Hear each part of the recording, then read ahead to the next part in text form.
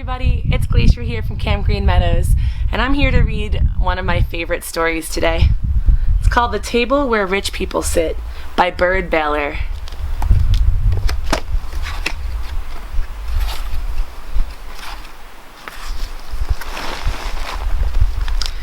If you could see us sitting here at our old, scratched-up, homemade kitchen table, you'd know that we aren't rich. But my father is trying to tell us that we are. Doesn't he notice my worn-out shoes, or that my little brother has patches on his pants he wears to the first grade? And why does he think that old rattle-tap truck is parked by our door? You can't fool me, I say. We're poor. Would rich people sit at a table like this?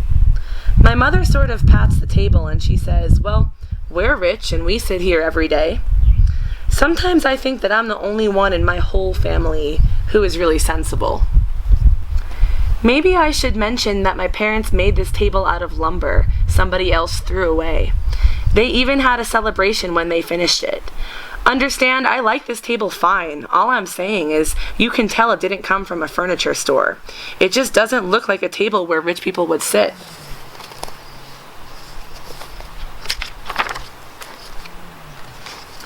But my mother thinks if all the rulers of the world could get together at a friendly wooden table in somebody's kitchen, they would solve their arguments in half the time. And my father says it wouldn't hurt to have a lot of cookies piled up on a nice blue plate that everyone could reach without asking. But tonight it's our kitchen, and our argument, and our family meeting, and our very spicy ginger cookies piled up on my mother's one good blue-flowered plate, exactly in the center of the table. I'm the one who called the meeting, and the subject is money. And I say we don't have enough of it.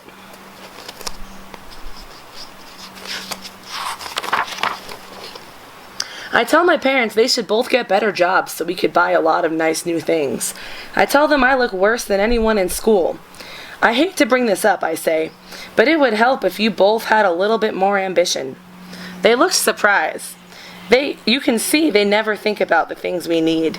Right here, I might as well admit that my parents have some strange ideas about working. They think the only jobs worth having are jobs outdoors.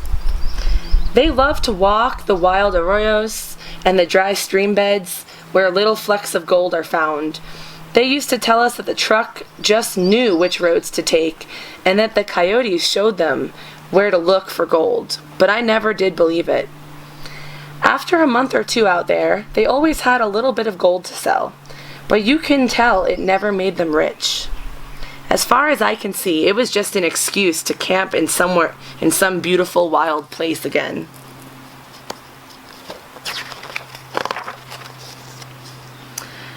They don't mind planting fields of sweet corn or alfalfa. They like to pick chile and squash and tomatoes. They'd put up strong fences or train wild young horses, but they say they can't stand being cooped up indoors. So now, of course, my dad is asking, how many people are as lucky as we are? But I've called this meeting and I say, I bet you can make more money working in a building somewhere in town. Remember our number one rule, he says. We have to see the sky. You could look up through a window, I say. But they won't even think about it. Do you see what I mean about being the only sensible one?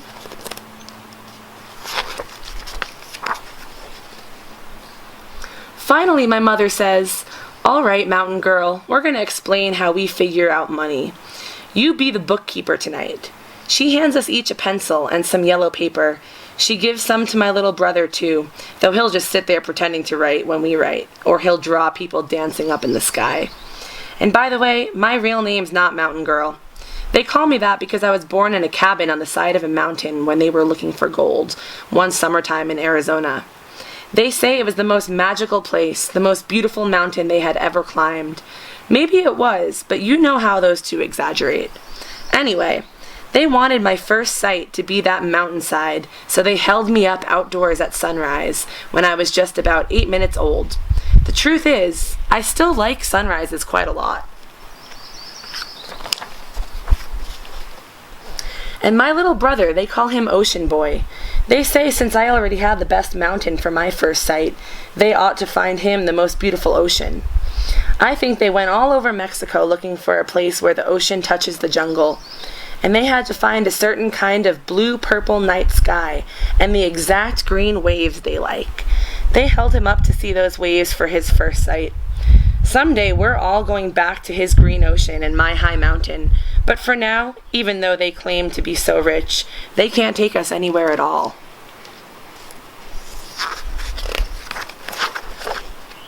No wonder I had to call this meeting about money. Can you believe my father is sitting here looking me straight in the eye and saying, "But Mountain Girl, I thought you knew how rich we were." I say, we can't get very far in this discussion if you won't even admit that we're poor. I'll prove it to you right now, he says.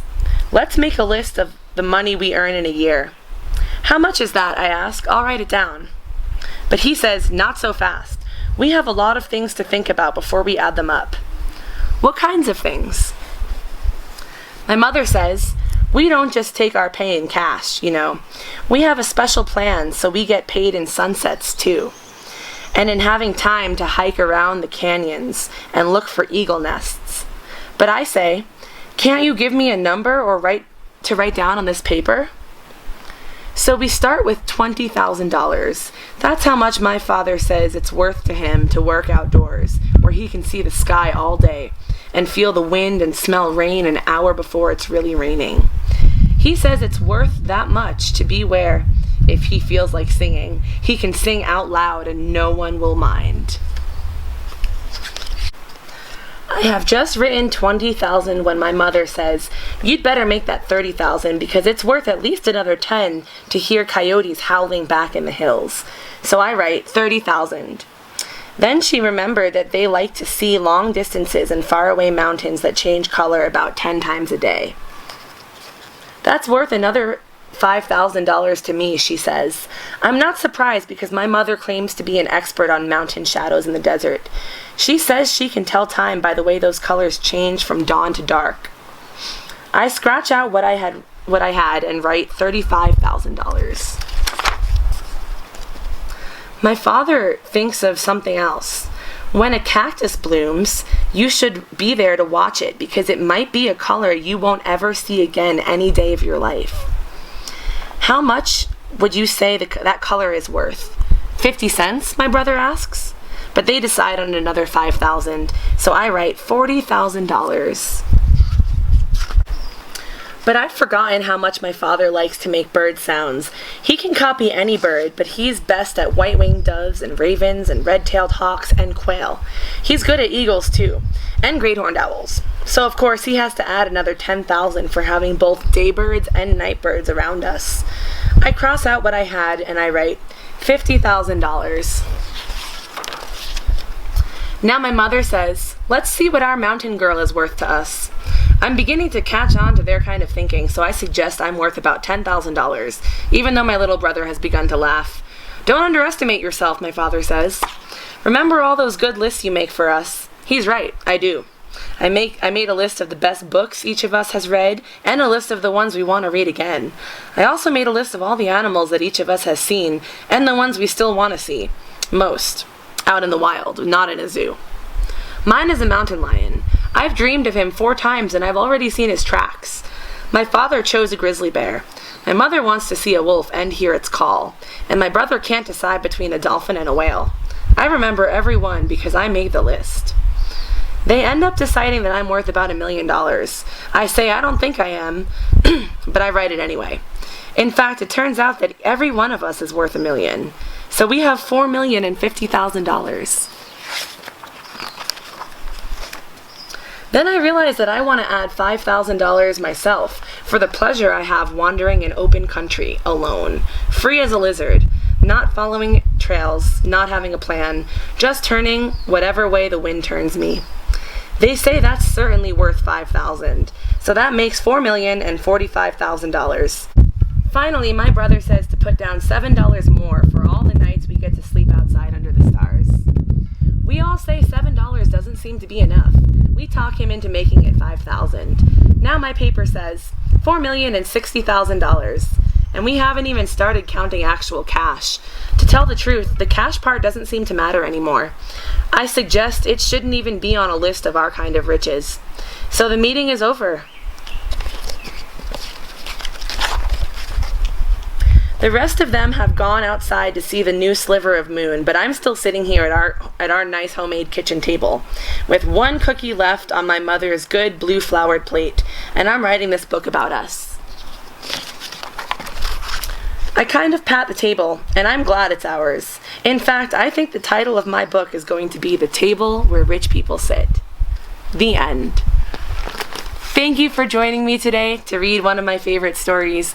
And remember, during these crazy times of quarantine, when we don't know what's going to happen, it's important to realize what you're grateful for.